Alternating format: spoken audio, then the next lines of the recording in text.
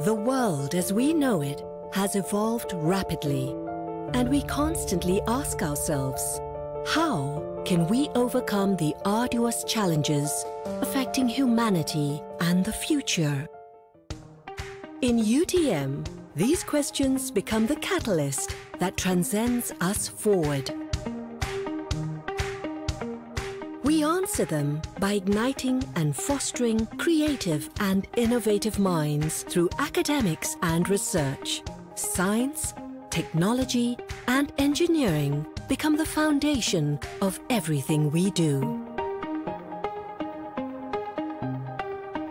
Our students are encouraged to question beyond the norm, and learning goes beyond the campus walls.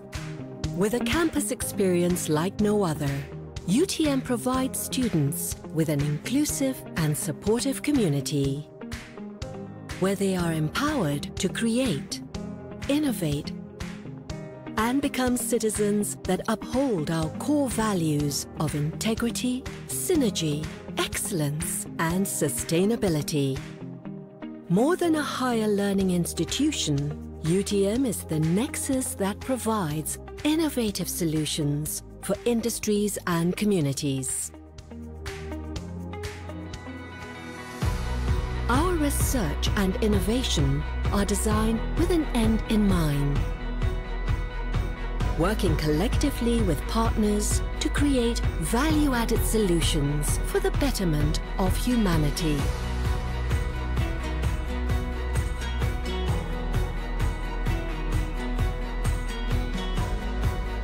This is carried out through our unique translational research and technology transfer programs. We know that for a nation to thrive, its ability to innovate is vital. Here at UTM, innovation is at the forefront where new opportunities are created.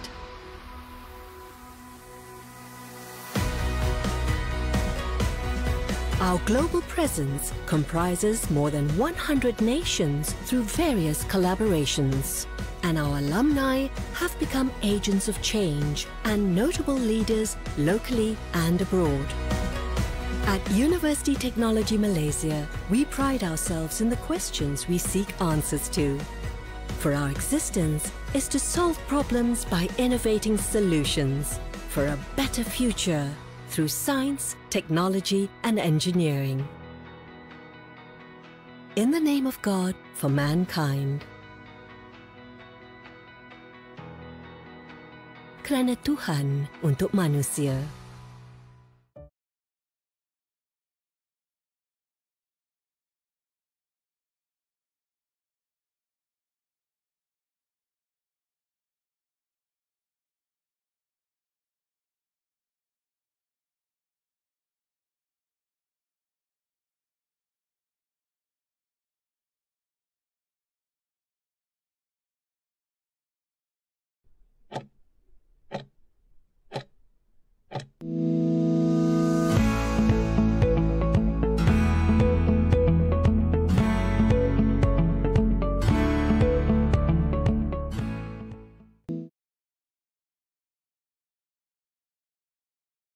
Melayang serindit di atas permatang, merbah berkicau di hujung muara. Pemanis kata, selamat datang, awal bismillah, pembuka bicara. Salam sejahtera dan salam UTM Sanjungan Bangsa. Selamat datang ke Bicara Alumni siri ketiga 2025 yang dianjurkan oleh Pusat UTM Alumni. Saya, Syahrul Amir bin Muhammad Aidil, selaku moderator anda pada hari ini, akan bersama-sama untuk mendengar satu perkongsian yang menarik daripada salah seorang anak kandung UTM Alumni. Untuk pengetahuan semua, tokoh alumni UTM yang terpilih pada sesi kali ini ialah IR TS Muhammad Sahih bin Ahmad Syatiri, Petronas Chess Unit Team Lead, dengan perkongsian beliau yang bertajuk Meniti Impian Anak Kandung UTM di Persada Petronas. Bersyukur kita ke atas limpah dan rahmatnya dapat kita bersama-sama untuk menjayakan sesi bicara kita pada hari ini. Untuk pengetahuan hadirin, program ini dianjurkan oleh Pusat UTM Alumni sebagai salah satu acara untuk merancangkan lagi aktiviti oleh Pusat UTM Alumni pada tahun 2025. Selain itu, Sesi bicara alumni ini juga diadakan secara bersiri dan berperanan untuk menginspirasikan masyarakat konvensional sekaligus memperluaskan horizon pemikiran para pelajar, staf dan alumni melalui sesi perkongsian dan barisan tokoh-tokoh hebat yang terdiri daripada alumni UTM. Bak kata orang, tak kenal maka tak cinta. Justru, sebelum memulakan sesi kali ini, izinkan saya untuk merungkai sedikit biodata penceramah jemputan kita pada hari ini. Hadirin hadirat yang dihormati sekalian, kita amat bertuah kerana dapat menjemput seorang alumni UTM yang sangat berpengalaman dalam industri minyak dan gas, terutamanya bersama syarikat gergasi negara Petronas. Beliau ialah IRTS Muhammad Sahih bin Ahmad Syatiri, graduan UTM bagi tahun pengajian 2002 hingga 2007. Selepas tamat pengajian, beliau telah membina kerjaya kukuh dalam industri minyak dan gas selama lebih 16 tahun dengan pengkhususan dalam operasi luar pesisir dan projek luar pesisir. Sepanjang kerjayanya di Petronas, beliau telah memegang pelbagai jawatan penting. Bermula sebagai jurutera operasi, kemudian sebagai penyelia pengeluaran, seterusnya jurutera commissioning dan startup program.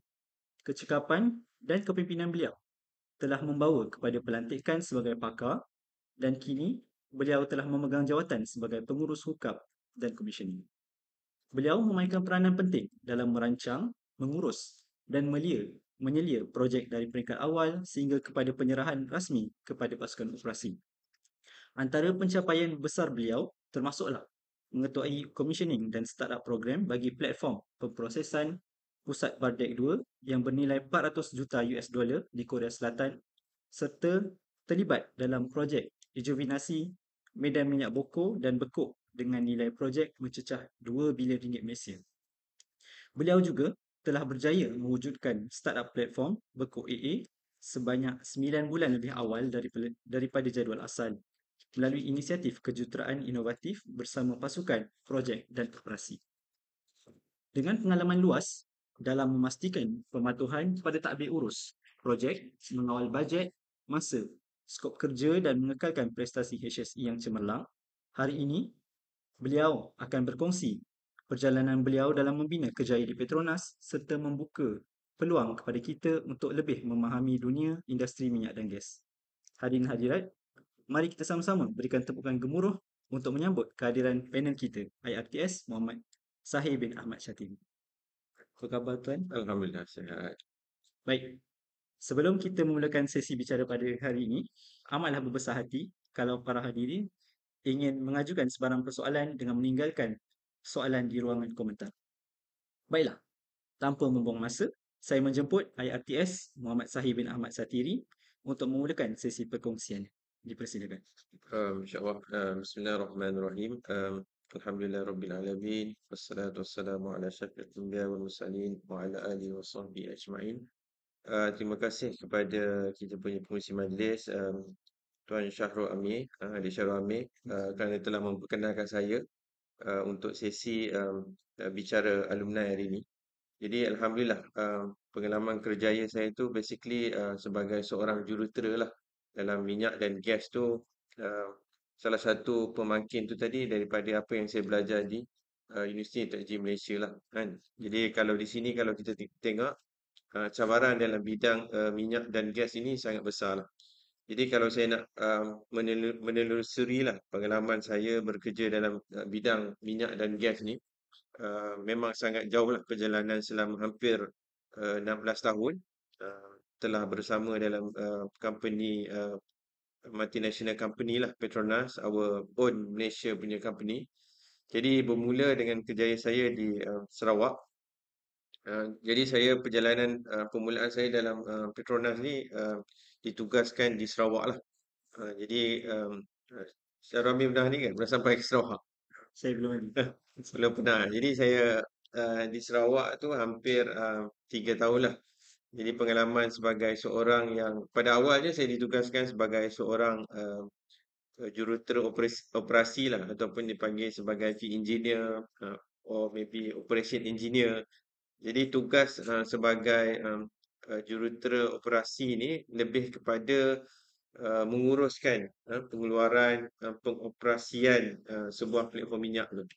Jadi minyak dan gas lah. Jadi kalau kita nak katakan di Malaysia ni kita produce ataupun kita keluarkan minyak dan gas lah daripada kita punya dasar laut dan seterusnya dijual, diproses dan dijual lah.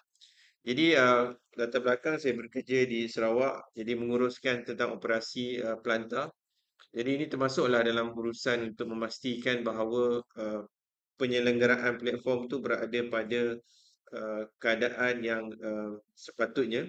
Jadi kita adalah kalau dalam bahasa penyelenggaraan tu apa schedule maintenance lah, ada plan maintenance. Jadi anda perlu memastikan kalau macam Syarul Amir ni sebagai seorang background mechanical kan, mechanical pure dalam kejuruteraan mechanical. Jadi saya juga kebetulan kami sama lah. Saya juga adalah daripada background kejuruteraan mechanical sama seperti adik Amir ni. Jadi kita menguruskan lah. Kita memastikan day to day activity kita sebagai seorang jurutera operasi tu bagi memastikan platform tu dapat berjalan dengan baik. Maksudnya tak ada perlu apa tiba-tiba stop kan. Kerana apabila platform atau pelantar minyak tu dia stop akan menyebabkan production ataupun pengeluaran tu akan terhenti lah. Jadi bila terhenti tu akan memberi impact kepada kita punya pendapatan lah per bulan, per tahun dan sebagainya. Jadi itu yang tugas saya sebagai di laut tu sebagai di Sarawak. Jadi bukan hanya di pejabat, saya juga perlu pergi ke laut untuk bersama-sama dengan tim-tim kita yang berada di laut tu bagi memastikan lah, menguruskan operasi tu tadi. Jadi saya juga pernah lah berpengalaman contohnya beraya di laut kan. Jadi itu antara cabaran lah, cabaran dan juga kita punya pengorbanan lah. So dalam ini kita punya kerjaya, career, kita kena ada passion lah. Kita kena ada minat apa yang kita ingin lakukan lah. Jadi kalau anda ada minat, ada kesabaran, insya-Allah anda akan berjaya lah dalam bidang yang anda ceburi lah. Jadi itu yang saya lakukan selama hampir 3 tahun dan kemudian saya pindah ke KL dan saya masuk dalam projek punya team. Dan pada situ saya punya position berubah kepada commissioning engineer lah. Commissioning engineer ni adalah tugasan dia, hookup dan commissioning engineer ni tugas dia adalah memastikan projek ataupun Petronas yang berkaitan dengan platform ke ataupun maintenance ataupun upgrading kita punya existing platform ataupun menambah baik pelantar-pelantar minyak yang ada. Jadi tugas saya tu memastikan selamat dan seterusnya kita boleh start up lah ataupun kita boleh hidupkan kembali platform tu selepas kita melakukan modifikasi lah. Itu untuk platform yang asal. Saya juga terlibat dalam platform baru lah dan sebagai mana Syarul Amir cakap tadi Badak kan. Jadi itu antara platform baru lah yang kita bina satu platform besar yang baru untuk bawa ke laut dan kita produce dan production baru. Jadi itu antara sebersedikit lah pengalaman saya dan sehingga kini saya masih terlibat dalam menguruskan projek. Jadi saya projek yang saya involve sama ada di Sarawak, di Sabah maupun di Terengganu lah. Dan 2-3 tahun lepas ni saya banyak terlibat dalam projek-projek di sebelah pesisir Terengganu. Jadi ini termasuklah membina platform baru, upgrading ataupun modifikasi platform baru supaya kita boleh extend ataupun panjangkan lagi umur platform. Jadi ini sebab apa kita upgrading ni? Upgrading ni because kita jumpa well baru lah. Jadi apabila kita jumpa well baru di kawasan tersebut, jadi production tu akan bertambah lagi lah. Normally kalau design untuk satu platform baru tu mungkin 25 tahun. Tapi along the way, maksudnya tahun ke-20 mungkin kita buat study baru dan kita temui kawasan tu ada reservoir baru yang kita drilling ataupun kita tepuk dan kita keluarkan yang baru. So bagi memastikan platform tu boleh sustain lagi 25 tahun, kita perlu upgrading lah. Di ibarat macam rumah lah. Rumah maksudnya dah uzur, yang Upgrade lah. kita kena upgrade dia, renovate dia lah. Renovate supaya dia boleh operasi dengan selamat. Jadi kalau dalam bidang oil and gas ni perkara paling penting adalah safety lah. Health, safety and also environment. Jadi key area dalam oil and gas ni memang very particular, memang high standard lah in term of the safety lah. Jadi everyone, because kita working dalam keadaan atau environment yang sangat berbahaya lah. Sebab kalau kita tahu dalam oil and gas ni kebarangkalian ataupun kalau kecelakaan tu berlaku boleh menyebabkan fatality lah. Contohnya kalau kebakaran, letupan, sebagainya akan memberi satu impak yang besar. Bukan hanya kepada environment maupun facility tapi boleh kepada personal lah. Jadi kita tak nak perkara itu berlaku. Jadi itu yang kita titik beratkan tentang keselamatan dalam kerja tu tadi. Mungkin itulah sedikit lah. Saya cerita latar belakang saya daripada permulaan kerjaya saya sehinggalah sekarang dalam bidang oil and gas di Malaysia umumnya. Baik, melalui perkongsian Haji Sahir sebentar tadi, saya tengok Haji Sahir dah banyak pengalaman daripada bidang oil and gas kan, daripada yang kat Sarawak 3 tahun, kemudian dekat tu. Boleh tak kalau macam Haji kongsikan kepada kami, kalau macam kami sebagai student, kami berminat untuk mengikut jejak langkah Haji Sahir, macam mana kami boleh apakah jalan yang mungkin kita boleh ikut lah. Okay. Alright. Okay. Jadi dalam kerjaya minyak dan gas ni kita tak terbatas kepada maksudnya satu saluran sajalah. Maksudnya maybe kalau dari segi degree ataupun sarjana ijazah mungkin kita turun universiti lah. Itu salah satu saluran. Dan juga bagi yang through diploma ataupun CJ juga boleh menyertai oil and gas lah. Jadi regardless kita sama ada sertifikat, sijil, diploma maupun degree, ketiga-tiga education ni kita boleh sebenarnya masuk dalam bidang oil and gas lah. Tapi specifically saya nak mention about macam ijazah lah. Jadi keluaran daripada UTM ni kita banyak opportunity lah untuk masuk dalam bidang oil and gas. Jadi dalam bidang oil and gas ni bukan sahaja kita hanya fokus kepada masuk company Petronas kan. Tapi sebenarnya di Malaysia ni banyak sekali company-company ataupun vendor-vendor ataupun syarikat-syarikat yang terlibat dalam bisnes oil and gas. Jadi kalau kita berminat untuk menyertai dalam bidang minyak dan gas ni, kita boleh. Maksudnya contohnya kalau kita nak mohon company-company besar ni mungkin kita ada satu persaingan yang besar contohnya. Tapi itu bukanlah sebenarnya menjadi penghalang lah untuk kita masuk dalam industri oil and gas. Jadi kita boleh explore untuk menyertai atau memohon company-company yang kecil lah. Tapi dia terlibat dalam bisnes oil and gas. Sebab apa? Kita masuk tu sebenarnya adalah untuk kita mencari sedikit pengalaman. Jadi yang anda cari pengalaman. Jadi sepanjang saya bekerja dalam oil and gas ni pun saya ada juga berjumpa dengan budak-budak ataupun siswa-siswi yang lepas universiti lah. Tapi dia masuk company yang biasa atau kontraktor lah. Tapi terlibat dalam oil and gas. Maksudnya lepas graduate, terus dapat masuk dan terus pergi laut. Terus kerja di laut. Dia maksudnya pengalaman dia sangat sikit tapi dapat peluang untuk kerja di laut.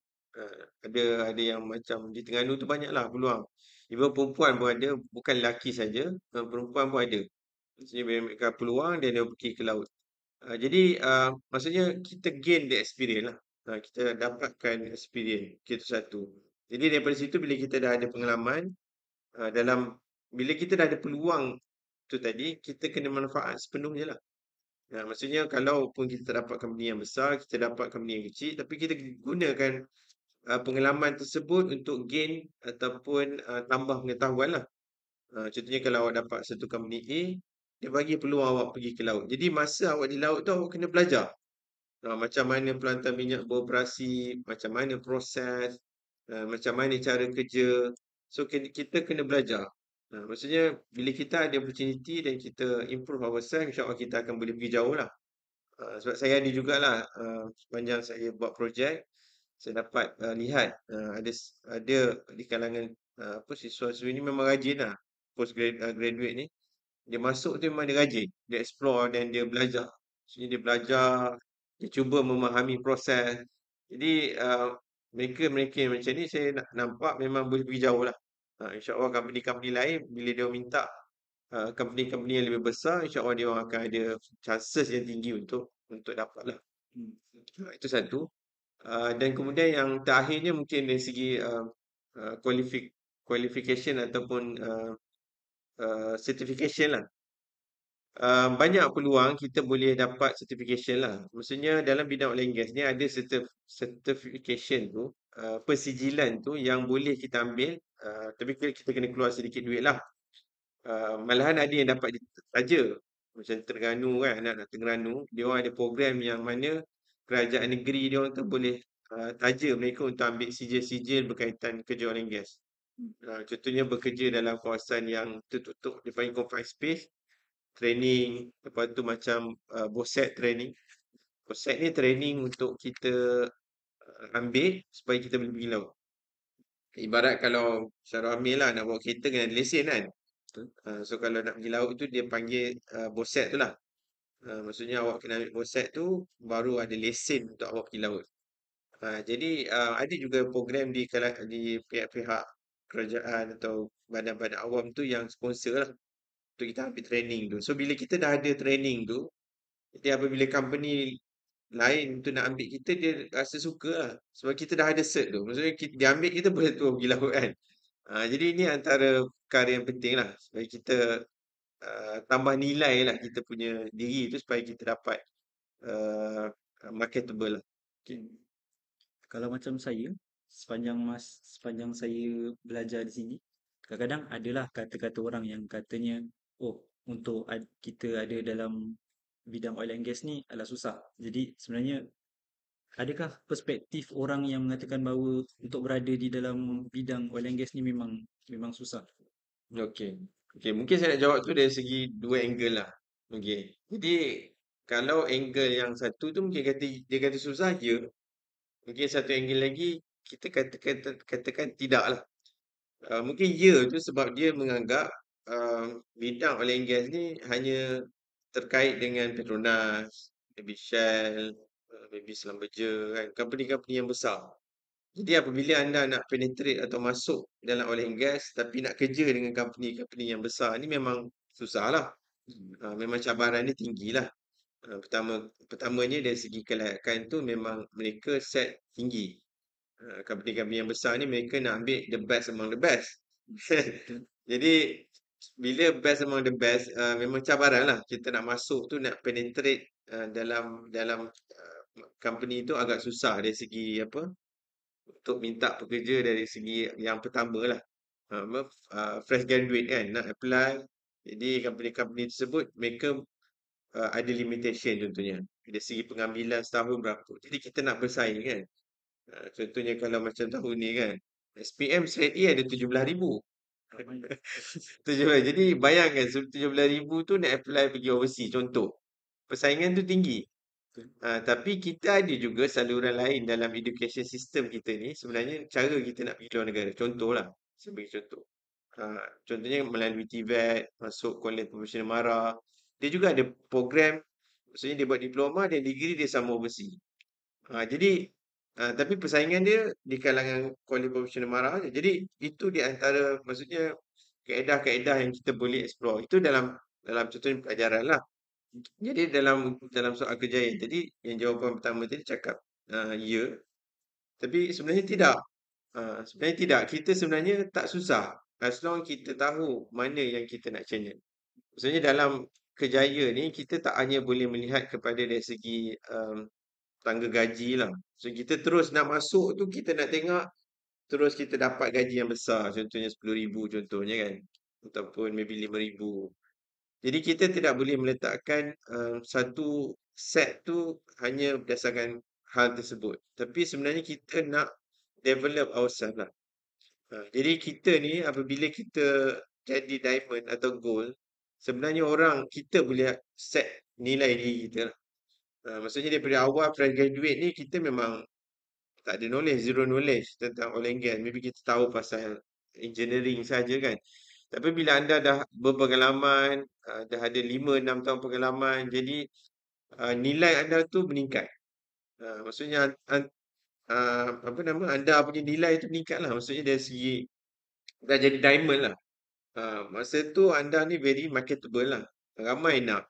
Sebab berdasarkan pengalaman dan kemahiran, kepakaran yang ada, kita dapat. Jadi selepas tu anda nak masuk company-company yang lebih besar, lebih mudah lah. Setelah anda dapat pengalaman yang anda belajar daripada bawah. Jadi itu sebenarnya. Jadi kalau benar nak masuk dalam bidang oil and gas ni, anda kena ada strategi lah. Ada strategi apa nak capai dalam masa contohnya 5 tahun.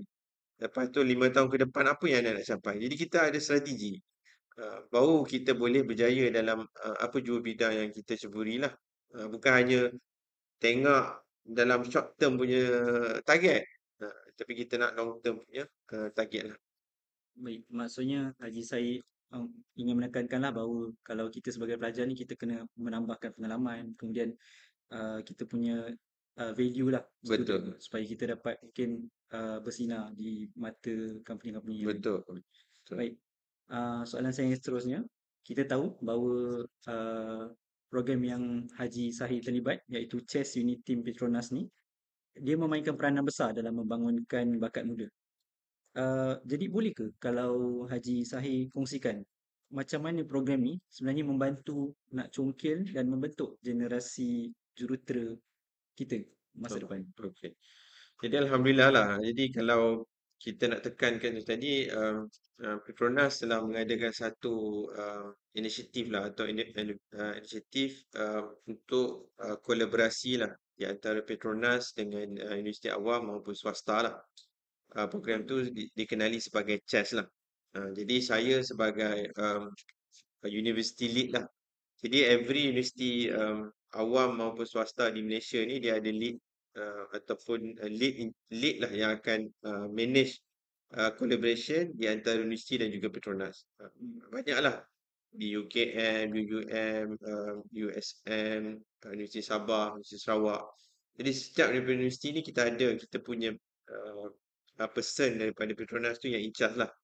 Jadi ni penting lah. Maksudnya kita nak dekatkan industri tu dengan education ataupun academician lah. Jadi antara kolaborasi tu tadi adalah kita nak bring knowledge ataupun our experience in industry tu to university. Jadi kita boleh kolaborasi dan kita boleh bantu. Maksudnya kita bukan hanya dalam soal research, kajian sebagainya, tapi kita nak juga bantu dari segi uh, knowledge transfer ataupun sharing experience tu dengan pelajar-pelajar lah, siswa-siswi universiti tu. Jadi daripada situ kita nak tekankan bahawa apa sebenarnya yang industri nak lah. Contohnya kalau dalam bidang oil and gas ni, industri mengarah ke mana? Adakah masih relevan kita panggil oil and gas ataupun sebagainya.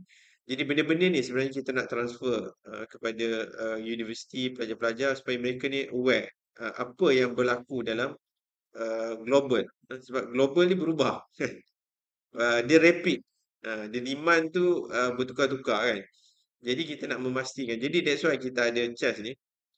Among those yang kita nak buat tu adalah kita buat sharing macam kita buat hari ni. Seminar ataupun webinar. Itu antara usaha kita lah. Jadi kita bawakan tokoh-tokoh dalam Petronas tu yang pakar dalam bidang masing-masing supaya mereka boleh buat sharing. Jadi melalui CHESS ni dia menjadi satu platform lah ataupun medium untuk jurutera Petronas tu dia boleh share lah. Dia punya pengalaman. Semoga pengalaman-pengalaman tersebut menjadi guidance, tunjuk ajar kepada pelajar-pelajar ni atau siswa-siswi ni tadi macam mana nak berjaya lah. Jadi itu antara program. Selain tu kita juga buat macam financial year project punya advisor. Kalau sini dia panggil apa? Final year project. Final year project. Verban. Kalau fakulti chemical tu panggil Verban project. Kalau saya terlibat. Jadi final year project.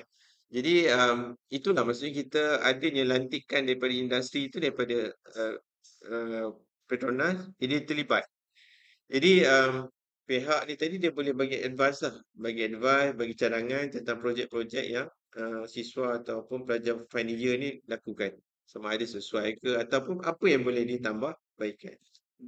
Selain tu mungkin dari segi kerjasama daripada mereview ataupun menilai semula lah silibus-silibus yang ada dalam uh, course yang ada di UTM ni lah. Jadi mungkin ada certain silibus tu mungkin ada perlu feedback daripada industri bagaimana kita boleh menambah baik, adakah masih relevan atau sebagainya. Itu juga antara tujuan kita lah untuk buat CHES ni tadi. Selain tu kita juga ada buat macam program innovation, uh, competition, pertandingan inovasi. I think kita dah buat a few lah, maksud kita buat pertandingan bagaimana kita panggil Set University ni, mereka cadanglah innovation apa yang mereka boleh produce. Teknologi yang baru ataupun yang boleh membantu memudahkan kehidupan lah. Ada buat dan alhamdulillah ada sambutan lah daripada Set University. Ya. Baik. Disebabkan kita sekarang ni ada dekat UTM, salah satu universiti yang terkemuka daripada segi kejuruteraan. Jadi kalau macam saya nak minta pandangan Haji Zahir, boleh tak? Macam mana sebenarnya peranan kejuruteraan ni telah berubah dan berkembang dalam industri tenaga, especially in syarikat-syarikat besar seperti Petronas. Okay, dalam kejuruteraan ni memang kita tengok dari segi fundamentalnya sama lah. Fundamental kejuruteraan tu kita kata tak ada isu sangat. Tak ada perubahan. Yang berubah tu dari segi mekanisme, tools, teknologi yang available lah.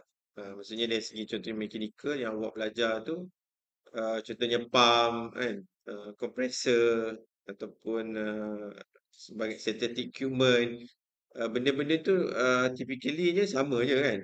Tapi apa yang kita dapat lihat adalah dari segi bagaimana teknologi itu berubah lah. Yang sekarang ni kita adanya digitalization ataupun elektronik yang lebih memudahkan lah. Kita punya lebih canggih accuracy dari segi teknologi untuk menguruskan kejuruteraan tersebut. Nampaknya masa agak mencuri kita.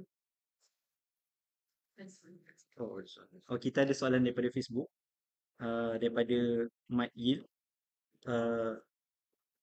kepada Haji Zahir lah. Okey. Baik, soalan ni adalah, banyak ke etika birokrasi ketika kita nak apply kerja dalam bidang oil and gas? Okey. Okey, dari segi birokrasi ya. Kalau dari segi birokrasi tu pada saya tak ada lah. Jadi kalau kita dari segi macam ada setengah company besar ni dia memang apply menerusi kita kata sebagai online lah. Banyak dah memang guna sistem online lah. Kita apply guna online. Itu satu lah. Jadi online tu apa yang qualification require tu kita boleh apply. In term of pengalaman tu tadi, kalau kita dah ada pengalaman, maksudnya kita gain our experience, knowledge dengan masuk apa jua opportunity yang kita ada lah. So kita apply company ni dia offer kita kerja. Okay. Walaupun mungkin sedikit murah bayar ke, tapi kita boleh accept supaya kita nak gain experience. Jadi selepas tu kita sebenarnya marketable kan. When kita dah marketable, kita dah being maksudnya kita punya kompetensi tu memang dah visible. Kita tak rasa, kita tak perlu risau tentang adanya birokrasi dalam kita nak apply pekerjaan tersebut. Jadi dia tak kira apa-apa bangsa pun, baik Melayu, India, Cina ataupun Bumi Putera, dia sebenarnya open to all. Sebab saya kerja di Sarawak, saya bekerja dengan orang-orang lokal sana, maupun orang-orang di Sabah. Jadi mereka ni semua ada kemahiran mereka, ada kompetensi yang kita nampak. Contohnya kalau orang Sarawak, dia ada kompetensi kelebihan yang dia ada. Jadi setiap daripada bangsa maupun tak ada isu. Maksudnya kita nak masuk tu memang opportunity for all races, memang kita tak ada isu. Contohnya kalau di Pasir Gudang, MMAC kan, semua bangsa ada bekerja di sana. Saya juga pernah bekerja dengan di luar negara juga, contohnya di Korea. So di Korea pun orang Korea pun terlibat dalam oil and gas kan. Kita ingat K-pop kan. Mereka juga mahir dalam bidang oil and gas juga. Okay, jadi itu maksudnya saya kata tak ada. Tapi insyaAllah kalau anda rajin berusaha, jangan putus asa untuk apply, insyaAllah akan dapat opportunity tersebut. Ya. Baik, soalan seterusnya, ini adalah soalan daripada saya sendirilah. Kalau macam contohnya sekarang ni, kita sedang menuju ke era yang mana kita nakkan tenaga bersih. Dan inovasi teknologi ni jadi makin penting. Jadi, kalau macam daripada sudut pandangan Haji Sahir, macam mana, apakah cabaran terbesar yang dihadapi oleh engineers pada hari ini untuk kita mempersiapkan diri bagi kita menyediakan tenaga yang lebih bersih? Okey. Jadi mungkin dalam era sekarang ni kita kena ada multi skill tu juga ada sedikit ada keperluan lah. Maksudnya kita bukan hanya pakar dalam satu bidang, tapi kita ada kemahiran atau knowledge dalam sedikit tentang bidang-bidang lain lah. Contohnya saya sebagai seorang commissioning manager. Jadi saya walaupun saya punya background eh, mechanical, tapi saya juga kena tahu dalam soal instrumentation, electrical, civil pun kena tahu, structure pun kena tahu. Jadi dalam membentuk anda punya individu tu dia kena multi skill supaya anda tu lebih bernilai lah. So knowledge tu kita ada. Sebab kalau kita hanya lihat dari satu sudut pandang electrical saja pun tak boleh juga kan. Jadi dalam career tu pun kita akan ada satu loncatan daripada satu position ke satu position yang lain. Jadi sebagai seorang jutera tu kita kena selalu open mind lah. Open kita punya minda tu supaya kita boleh ke depan. Kita jangan terlalu rigid uh, dalam satu perkara tu sehingga kita tak nak berubah. Jadi kalau kita tengok sejarah contohnya apa nama Kodak contohnya kalau orang biasa normal cerita lah pasal Kodak dia tak nak berubah daripada kamera yang typical filem yang masuk tu kan, whereby dekat dunia tu dah berubah kepada digital contohnya kan, ataupun maybe sebelum ni kalau kita tengok ada cerita pasal BlackBerry kan, telefon lama kan yang boleh ada type tu kan, dia tak nak berubah, dan menyebabkan dia dah tak kuasai penjualan telefon. Tapi BlackBerry sebenarnya dia ke depan lah dalam bidang AI ataupun security. Dia dah tukar bisnes tapi dia bertukar lah. Jadi sebagai seorang jurutera tu kita kena sentiasa open kita punya minda dan kita kena sentiasa cari idea untuk improve tata kerja kita lah. Maksudnya kalaupun kita ada standard operating procedure 10 step, kita jangan terlalu rigidkan diri kita, kena follow 10 step tu. Maksudnya kalau benda yang kita boleh improve daripada 10 become 5 supaya kerja tu lebih mudah tapi tak mengabaikan kualiti dan juga safety, why not? Sebab sekarang ni kita nak memastikan kerja kita tu cepat, mudah dan selamat kan. Jadi ini yang penting lah. Maksudnya kita tak boleh terlalu tertutup, jadi kita tak berkembang. Jadi dunia sekarang ni dia cuba nak mengurangkan apa, kalau kita panggil waste lah. Maksudnya contohnya kalau satu kerja tu boleh buat 30 minit, kenapa kita nak buat sejam? Jadi kita buang masa 30 minit. Jadi hari ni kita memang sentiasa looking into improvement lah. Jadi sebagai seorang engineer tu kita kena open for innovation dan kita kena ada creative thinking lah.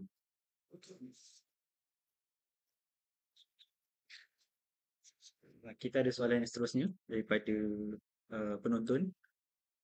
Oh, panjang juga soalan ni. Betul. Sejauh mana ilmu dan pembelajaran yang Tuan Haji terima sepanjang waktu Tuan Haji belajar di TM dulu boleh diguna pakai dalam bidang yang Tuan Haji ceburi sekarang? Okay, alright. Ya, ini memang persoalan yang biasa lah. Orang tanya tentang bagaimana kita apply apa knowledge yang kita belajar tu dalam kita punya kerjaya. Tapi perkara penting yang juga yang kita kena tekan ni adalah bagaimana kita survive dalam kita ketika belajar lah. Sebab ketika belajar, apa yang perkara yang penting kita nak buat? Disiplin kan? Disiplin dan kita kena pastikan kita follow timeline yang diberikan. Contoh assignment, kan? Assignment ada deadline, kita kena hantar, betul tak?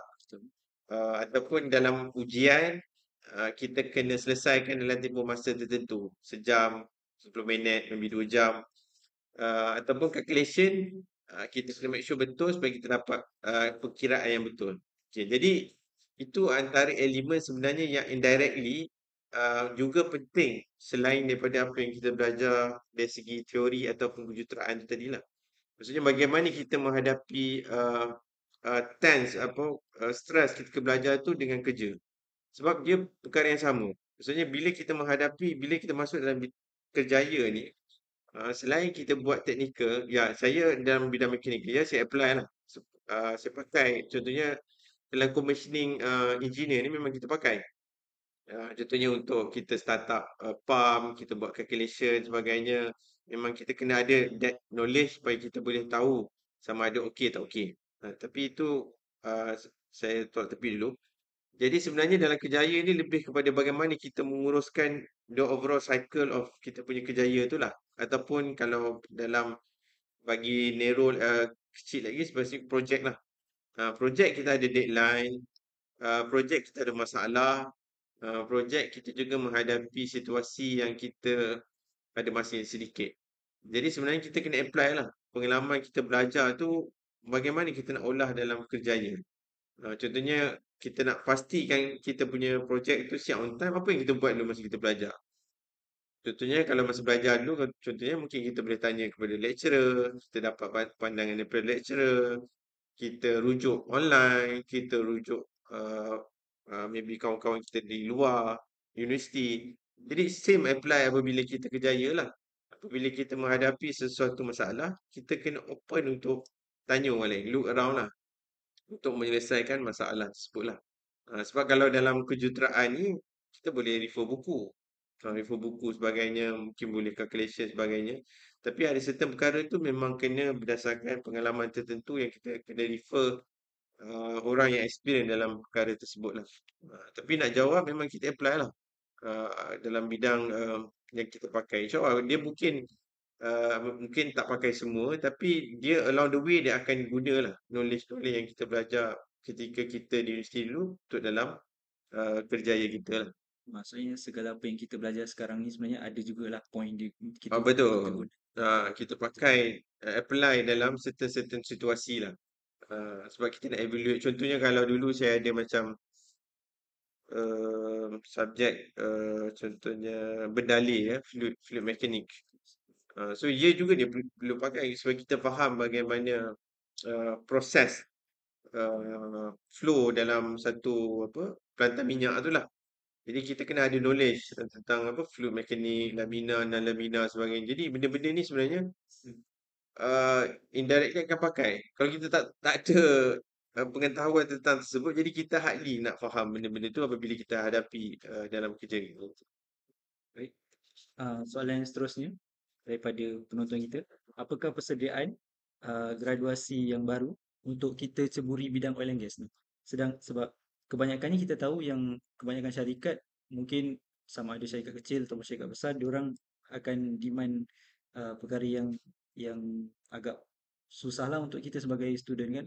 Jadi kalau macam contohnya untuk daripada segi pandangan Haji Sahih, maksudnya macam mana kita sebagai graduasi untuk kita sediakan diri ke dalam syarikat-syarikat tersebut. Okey, yalah, kebanyakan syarikat mungkin dia kata kena minimum 5 tahun pengalaman, 3 tahun pengalaman. Jadi itu mungkin ada cabaran untuk pelajar-pelajar atau fresh graduate tu untuk apply atau menembusi dalam bidang oil and gas ni. Tapi sementara untuk menghadapi masalah-masalah tu anda juga boleh cuba untuk improve diri dulu lah. Sebab kita ada juga program-program macam yang diadakan dalam under TVET yang berkaitan dengan oil and gas. Jadi walaupun kita degree, jadi kita boleh tambah nilai lah.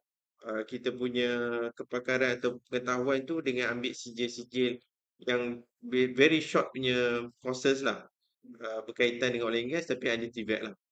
Normally program-program ni dia dapat macam bantuan sikit, ada skim sebagainya lah. Contohnya tentang pengetahuan tentang welding, welding teknologi contohnya, macam mana welding. Jadi at least kita tahu ataupun wiring berkenaan instrumentation electrical.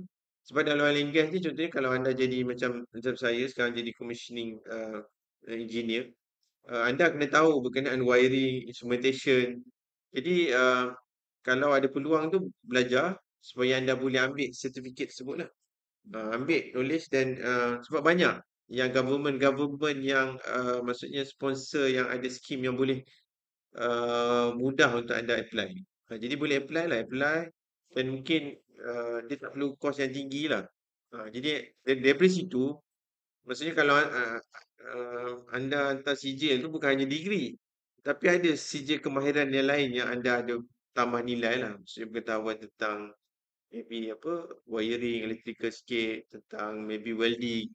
Supaya daripada situ akan ada nilai lah untuk anda di antara graduate-graduate lain lah. Jadi itu saya punya saranan lah. Kalau daripada kita lihat masyarakat kita sekarang, yang isu-isu di mana ramai anak muda yang kurang minat untuk belajar Hmm. sekarang. So macam pada pandangan Haji Sahir, Hmm. mungkin Haji Sahir boleh bagi sedikit pesanan lah kepada kita untuk mungkin boost up kita punya moral supaya kita boleh terus belajar dan belajar, dan kemudian kita boleh sambung ke pekerjaan. Okey. Jadi ini penting lah sebab kalau kita tengok sekarang ni banyak apa nama yang terlibat dalam bisnes apa dia panggil e-hailing contohnya kan. Gig punya bisnes atau gig punya job lah. Kerja-kerja yang berkaitan ni. Sebab kita kena tahu bahawa kalau kerja-kerja yang macam tu dia stagnan. Maksudnya anda kerjaya tu dia setakat tu je lah. Maksudnya contohnya anda sebagai seorang uh, yang hanya bawa maybe hantar makanan ataupun bawa Grab. Jadi limited. Maksudnya limited anda punya kerjaya sekadar tu saja tadi tapi tak ada long term target.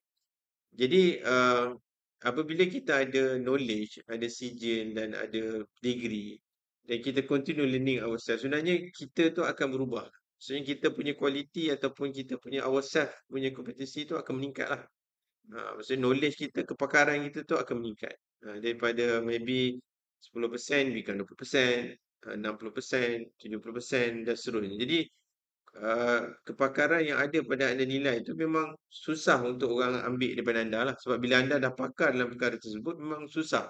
Maksudnya orang akan rujuk kepada anda lah. Jadi itu pentingnya kita ni jangan stop untuk learning. Kalau kita tengok beberapa apa usahawan yang berjaya ni asalnya mereka juga orang yang ada background education, degree engineering yang belajar. Masa belajar dia pergi. Contohnya macam apa? Khairul Aming. Sarang. Khairul Aming pun dia adalah Petronas kan, dia buka bisnes tapi dia ada knowledge. Dia ada knowledge yang dia pakai untuk dia punya bisnes. Kan, knowledge yang dia belajar dalam ialah partly mungkin dia pakai juga knowledge yang engineering yang dia belajar dulu dalam dia punya bisnes. Macam mana dia nak buka kilang, macam mana dia nak make sure efisiensi kilang tersebut. Masa pengeluaran target 100,000 sebulan. Bagaimana dia nak make sure dia punya equipment tu daripada A mungkin sampai C tu berjalan dengan sempurna. Tak ada downtime. Macam saya kata tadi lah penyelenggaraan, routine maintenance. Jadi ini perlu ada technical knowledge. Jadi kalau anda nak cuburi bidang apa pun sebenarnya tak salah anda kena ada uh, uh, study lah. So learning tu certificate tu is important lah. Jadi supaya anda ni menjadi insan yang sempurna dan maksudnya tahu apa yang anda lakukan. Sebab knowledge ni boleh apply untuk sepanjang hayat lah. Maksudnya ilmu tu memang penting lah untuk kita gunakan sepanjang hayat kita. Ya, insyaAllah. Baik, kita mungkin ada soalan seterusnya daripada uh, penonton Facebook. Apakah cabaran untuk kita mengaplikasikan ilmu yang dipelajari, especially mungkin macam Haji Sahir dulu dalam bidang mekanikal di UTM, macam mana Haji Sahir nak aplikasikan ilmu yang dipelajari tu untuk kita guna dalam teknologi-teknologi baru yang kita hadapi sekarang? Okay, alright. Jadi saya graduate tahun 2007 lah. Jadi mungkin ada sebahagian apa yang saya belajar tu teknologi yang dah ada tu mungkin dah obsolete lah. Tetapi dari segi fundamentalnya macam dulu saya apa dari segi programming tu pakai Fortran. Awak tak pasti awak tahu Fortran. Dalam macam saya dah guna MATLAB. MATLAB. So Fortran tu zaman dulu lah kan. Zaman dulu masih pakai CAD tu. Apa benda tak panggil. Oh, yang disk tu. Di Zobber Jet apa tanya CAD tu. Jadi zaman tu dah berubah. Tapi dari segi fundamental dia sama. Dari segi kalkulasi, contohnya lukisan kejuruteraan. Kan, lukisan kejuruteraan kalau sekolah teknik mungkin dia belajar lukis. Lukis macam mana buat design daripada sudut pandang atas bawah semua. Sekarang kita dah ada AutoCAD kan. Tapi dari segi fundamental dia sama kan. Fundamental macam mana nak dapat tu dia transfer dalam bentuk teknologi yang lebih mudah. Tapi sebenarnya kalau orang buat AutoCAD ni dia kena faham lah fundamental tu macam mana. Jadi dari sudut mechanical pun dari segi fundamentalnya pun tak lari pun. Macam mana nak calculation fluid mechanic, macam mana nak kira static load kan, dynamic load, dia tu sama. Cuma apa yang berubah adalah bagaimana kita menggunakan software-software yang available in the market now lah. Sebenarnya software yang ada ni lebih memberi kita untuk mudah kita untuk calculate benda-benda yang lebih kompleks dan lebih detail dan kita dapat bacaan yang tepat lah. Sebab kalau platform dulu, kalau awak nak tahu, lukisan yang ada kat platform tu dulu, dia banyak pakai lukisan tangan. Maksud drawing untuk platform tu, kalau awak pergi kat platform tu, dia lukis pakai tangan. Tapi dia boleh lah operate dah dekat 30 tahun, 40 tahun. So maksudnya tak ada isu pun sebenarnya. Kita back to basic pun, lukis pakai tangan, as long as fundamental dia meet, macam mana the calculation of the stress platform to design, platform tu boleh operate je 30 tahun. Kan? Mungkin kalau kita pakai teknologi yang ada sekarang ni lebih memudahkan lah kita untuk design. Maksudnya dulu mungkin kalau kita pakai teknologi lama mungkin perlu masa sebulan, 2 bulan untuk dapat. Tapi now kita boleh dapat dalam masa seminggu. Jadi itu penting lah. Dan sebagai seorang yang ada dalam industri ni, kita kena sentiasa upgrade ourselves lah. Ada knowledge untuk improve. Ya. Yeah. Right. Hmm, mungkin Tuan Haji Sahih boleh berikan sedikit kata-kata akhir sebelum kita tutup sesi perkongsian kita pada hari ini. Alright, mungkin kata-kata akhir saya, terima kasihlah kepada wakil MPM, Cik Syarul Amir, dan juga pihak alumni UTM yang telah sama-sama menganjurkan program ni. Jadi semoga daripada program ni kita akan dapat share lah. Sebab kalau kita tahu recorded video through Facebook ke YouTube ni is boleh continuous. Dia memang live dan dia akan being shared across lah. Maksud kita kat mana-mana pun kita boleh tengok lah. Regardless kita kat overseas pun kita boleh tengok. Jadi semoga kita bermanfaat dan sebenarnya kita jangan mudah putus asa lah. Maksudnya kalau kita gagal hari ni bukan kita gagal selama-lamanya lah. Contohnya dalam kerjaya oil and gas ni pun ada masa kita turun kan. Tapi bukanlah maksudnya kita turun tu ataupun kita gagal selama-lamanya. Contohnya dalam belajar pun contohnya insya-Allah kalau kita rajin berusaha, insya-Allah kita akan capai apa yang kita impikan lah. Jadi sekadar itu saja, terima kasihlah sekali lagi kepada pihak UTM. Ya. Baik, sudah panjang lebar kita berdiskusi pada hari ini. Sedar tak sedar, kita sudah sampai ke penghujung sesi. Terima kasih sekali lagi saya ucapkan kepada IR TS Muhammad Sahih bin Ahmad Syatiri atas perkongsian yang sangat berguna dan memberi motivasi kepada semua pada hari ini. Saya, mewakili Pusat UTM Alumni, sentiasa mendoakan agar IRTS Muhammad Sahih bin Ahmad Syatiri cemerlang dalam apa jua yang diusahakan dan sentiasa dapat membanggakan UTM. Sesungguhnya, melalui program ini, kami berharap dapat melahirkan bukan sahaja pelajar, staf dan alumni yang berilmu pengetahuan tetapi juga menggunakan platform ini untuk membakar semangat demi menggilak bakat dan potensi diri agar mereka seimbang dari segi jasmani, emosi, rohani, intelek dan juga sahsiah. Bagi mengetahui info lanjut tentang segala aktiviti yang dianjurkan oleh Pusat UTM Alumni, semua penonton dijemput untuk like, share dan follow media sosial Pusat UTM Alumni di FB page, Instagram dan Telegram. Jangan lupa untuk dapatkan cenderamata khas di Pusat UTM Alumni yang berada di Rumah Alumni. Saya, Syahrul Amir Muhammad Aidil, mewakili pihak penganjur, ingin memohon beribu kemaafan atas segala kekurangan yang berlaku sepanjang majlis ini berlangsung. Terima kasih sekali lagi kepada semua peserta yang sudi hadir bersama kita pada hari ini. Saya akhiri majlis ini dengan serangkap lagi pantun daripada saya. Bunga seroja di atas para, jatuh ditimpa buah berangan. Andai kata tersilap bicara, kemaafan jua kami mohonkan.